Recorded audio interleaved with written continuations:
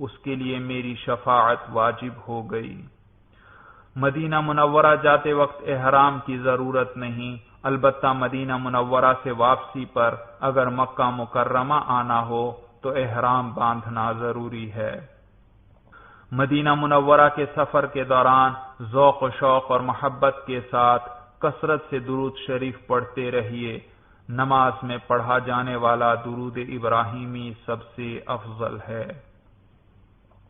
شہر میں داخل ہونے کے بعد اپنی قیام گاہ پر سامان رکھیے اور پھر غسل یا وضو کر لیجئے، عمدہ لباس پہنیے، خوشبو لگائیے اور مسجد نبوی میں تشریف لے جائیے۔ مسجد نبوی کے ایک دروازے کا منظر۔ مسجد میں داخل ہونے کے بعد سب سے پہلے مسجد کے اس حصہ میں جائیے جو روضہ مبارک اور منبر شریف کے درمیان ہے۔ مسجد کا یہ حصہ ریاض الجنت کہلاتا ہے۔ اگر یہاں بآسانی جگہ مل جائے اور مکروہ وقت بھی نہ ہو تو 2 رکعت نفل تحیت المسجد پڑھ لیجئے۔ اگر یہاں جگہ نہ ملے تو مسجد میں جہاں بھی جگہ مل جائے وہیں یہ نفل ادا کر لیجئے۔ ریاض الجنت کا ایک منظر۔ ریاض الجنت کی پہچان یہ ہے کہ اس میں واقع ستونوں کا نچلا حصہ سفید منقش سنگ مرمر کا بنا ہوا ہے، جبکہ ستونوں کا اوپر والا حصہ سرخ رنگ کا ہے، جیسا کہ اس تصویر میں نظر آ رہا ہے۔ اس تصویر میں دیکھا جا سکتا ہے کہ باقی مسجد کے ستون نیچے سے اوپر تک سرخ رنگ کے ہیں۔ ایک اور تصویر جس میں دونوں قسم کے ستون نظر آ رہے ہیں۔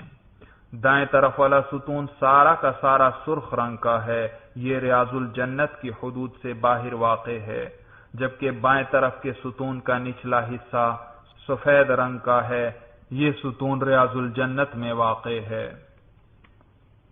مسجد نبوی کے جدید تعمیر ہونے والے حصہ کی چند اندرونی تصاویر۔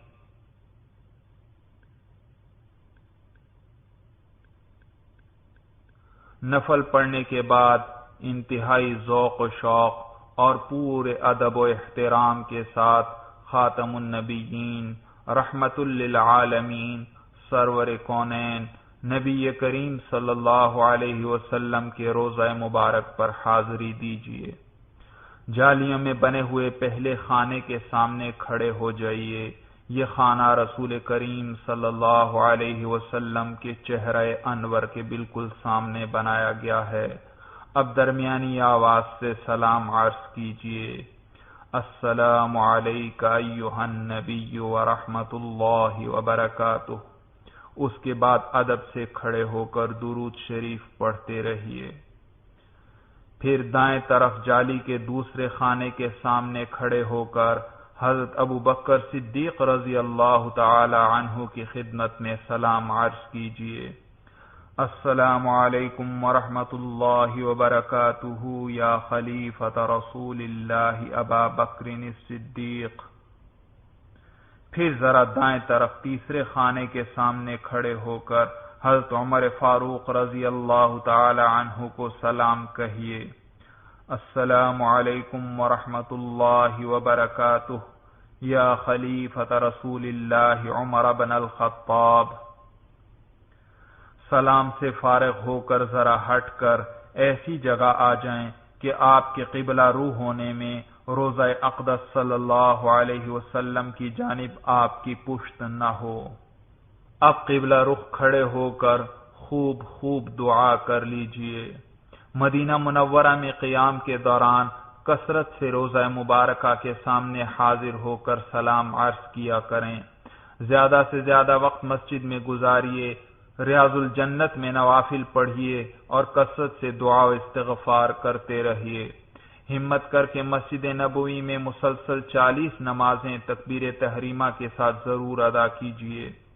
حدیث شریف میں آتا ہے کہ جس شخص نے میری مسجد میں 40 نمازیں ادا کیں اور اس کی کوئی نماز نہ چھوٹی، اس کے لیے اللہ کی جانب سے جہنم، عذاب اور نفاق سے بری ہونے کا پروانہ لکھ دیا جاتا ہے۔ جنت البقیع کا ایک منظر۔ مسجد نبوی کے ساتھ ہی مدینہ منورہ کا قدیم قبرستان جنت البقیع واقع ہے۔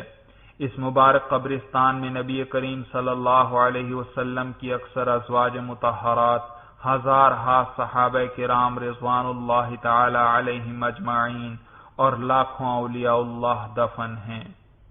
جنت البقیع کا ایک اور منظر قبرستان کے ساتھ ہی واقع مسجد نبوی بھی تصویر میں دکھائی دے رہی ہے۔ قیام مدینہ منورہ کے دوران یہاں بھی بار بار حاضری دیجیے اور یہاں دفن لوگوں کے لیے اور اپنے لیے کثرت سے دعا کرتے رہیے۔ جنت البقیع کا قریبی منظر جس میں خوش نصیب مسلمانوں کی قبریں دکھائی دے رہی ہیں۔ مدینہ منورہ کے قریب ہی مسجد قباء واقع ہے۔ اس مسجد میں 2 رکعت نفل پڑھنے کا ثواب ایک عمرہ کے برابر ہے۔ یہاں بھی حاضری دیجیے اور مکروہ وقت نہ ہو تو نوافل ادا کر کے خوب سعادتیں سمیٹیے۔ مسجد قباء کے چند حسین و دلکش مناظر۔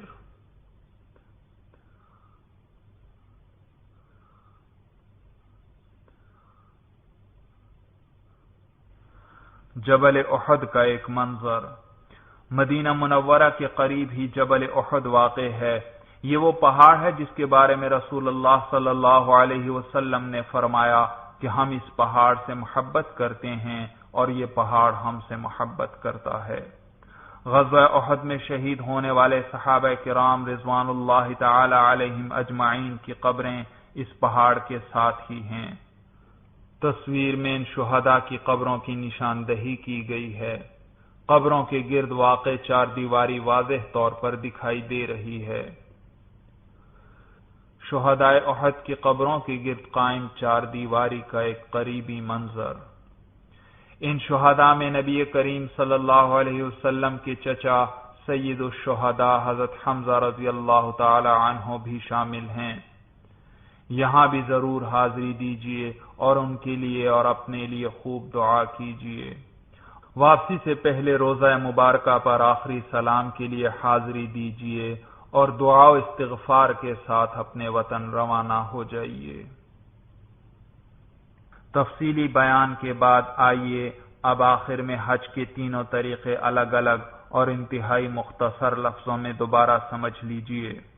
سب سے پہلے حج افراد کا طریقہ بیان کیا جاتا ہے۔ حج افراد کا طریقہ یہ ہے کہ حاجی میقات سے احرام باندھ لے اور حج کی نیت کر کے تلبیہ پڑھ لے تو حج شروع ہو جاتا ہے اور احرام کی تمام پابندیاں لاگو ہو جاتی ہیں۔ مکہ مکرمہ پہنچ کر حاجی ایک طواف اور صفا و مروہ میں سعی کر لے، یہ حج کی سعی ہے۔ پھر حاجی اسی طرح حالت احرام میں مکہ مکرمہ میں مقیم رہے۔ اس دوران جس قدر نفلی طواف کرنا چاہے کر سکتا ہے، یہاں تک کہ ذوالحجہ کی 8ویں تاریخ آ جائے۔ آج حاجی مینا روانہ ہوتے ہیں اور آج کا دن اور آنے والی رات مینا میں گزارتے ہیں۔ اگلے روز فجر کی نماز پڑھ کر عرفات روانگی کی تیاری کی جاتی ہے۔ یہ 9ویں ذی الحجہ اور یوم عرفہ ہے۔ آج کا دن عرفات میں گزارے۔ سورج غروب ہونے کے بعد مغرب کی نماز پڑھے بغیر ہی مزدلفہ روانہ ہو جائے۔ مزدلفہ پہنچ کر عشاء کے وقت مغرب اور عشاء کی نماز اکٹھی باجماعت ادا کی جاتی ہے۔ یہ رات مزدلفہ میں گزارنا واجب ہے۔ رمی جمرات کے لیے یہیں سے کم از کم 70 کنکریاں جمع کر لے۔ فجر کے بعد سورج طلوع ہونے سے ذرا پہلے مینا روانہ ہو جائے۔ یہ 10ویں ذی الحجہ اور عید کا دن ہے۔ آج کے دن صرف بڑے جمرے پر 7 کنکریاں مارے۔ ہر کنکری مارتے وقت بسم اللہ اللہ اکبر کہے۔